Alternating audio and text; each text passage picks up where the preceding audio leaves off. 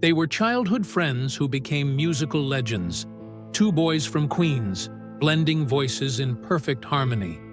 But behind the beauty of their music was a storm of jealousy, betrayal, and a bond slowly torn apart. Why did they stop speaking? What pushed Paul Simon to erase Art Garfunkel's voice from their final album? And was their legendary reunion just a lie? This is the story you never heard. The real reason Simon and Garfunkel fell apart. Let's uncover the truth, right now. In 1953, Paul Simon saw Art Garfunkel singing in a school talent show. They were neighbors in a mostly Jewish part of Queens and soon bonded over their love of music. In 6th grade, during a school play of Alice in Wonderland, Paul was the White Rabbit. Art was the Cheshire Cat. They started practicing harmonies and performing at school events. By 1957, just 15 years old, they scraped together $25 to record a song called Hey Schoolgirl at Sanders Recording Studio in Manhattan. A promoter named Sid Prosen signed them to big records, and they adopted the stage names Tom and Jerry.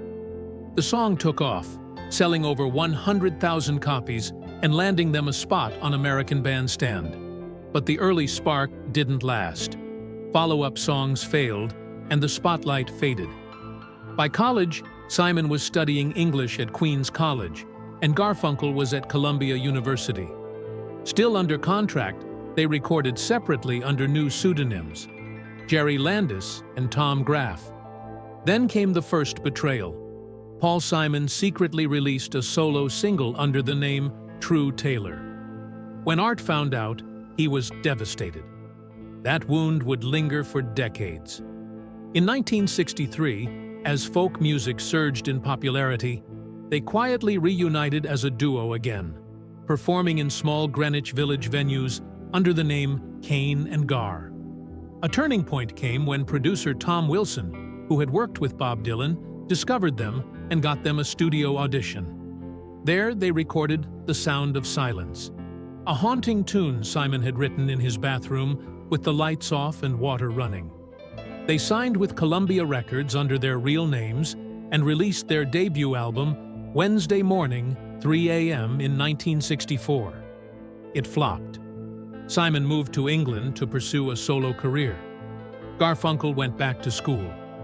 But something unexpected happened.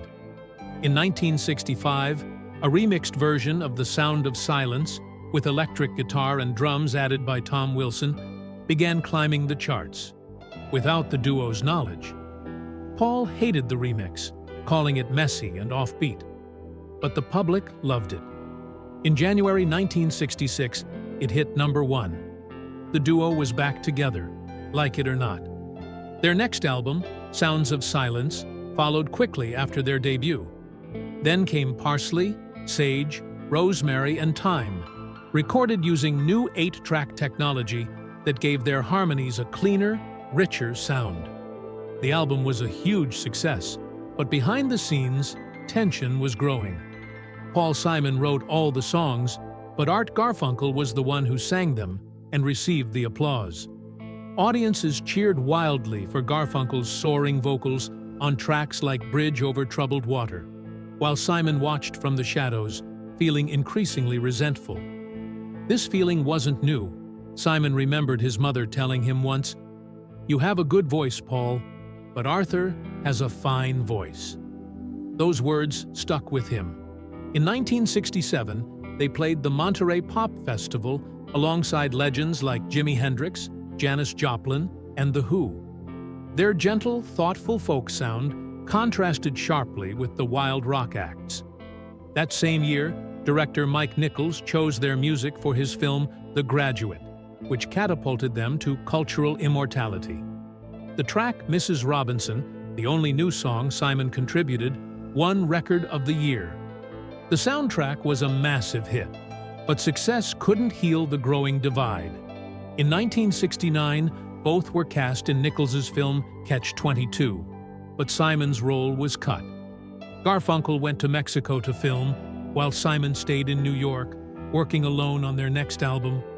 The physical and emotional distance only deepened their rift.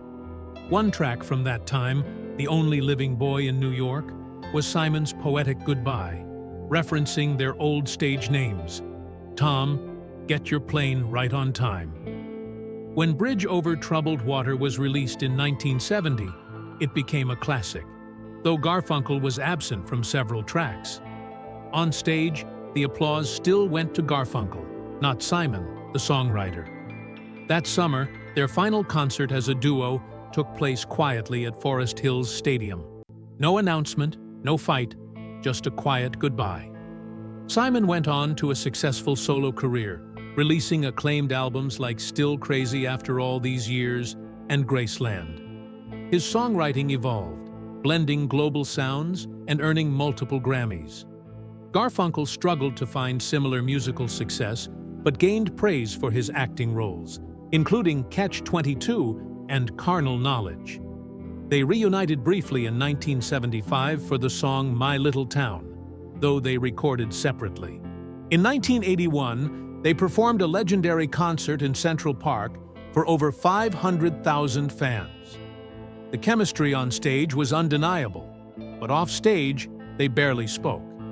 In 1983, they began working on a new album, but Garfunkel's slow recording process frustrated Simon. Eventually, Simon removed Garfunkel's vocals and released the album Hearts and Bones alone. Garfunkel was devastated. Only bootleg versions exist of his vocals on some tracks. A 1993 reunion attempt ended badly after a critic dismissed Garfunkel as just one of Simon's collaborators. Backstage tensions escalated, nearly turning violent. Years later, Garfunkel's vocal problems forced tour cancellations, and Simon felt betrayed, saying, "He let us all down.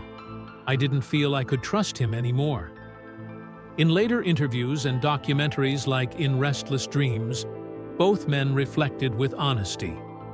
Garfunkel admitted that maybe he had hurt Simon's feelings, and that maybe he was partly to blame for the fallout.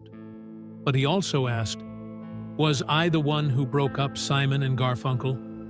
Or was Paul the one who never made space for me?" Simon had a simple answer: duos don't stay together. He compared it to Lennon and McCartney: inevitable, painful, and permanent. By 2016, the final curtain had dropped. "We don't get along," Simon said. "It's not fun." Their music lives on, but the friendship that gave birth to it never truly healed.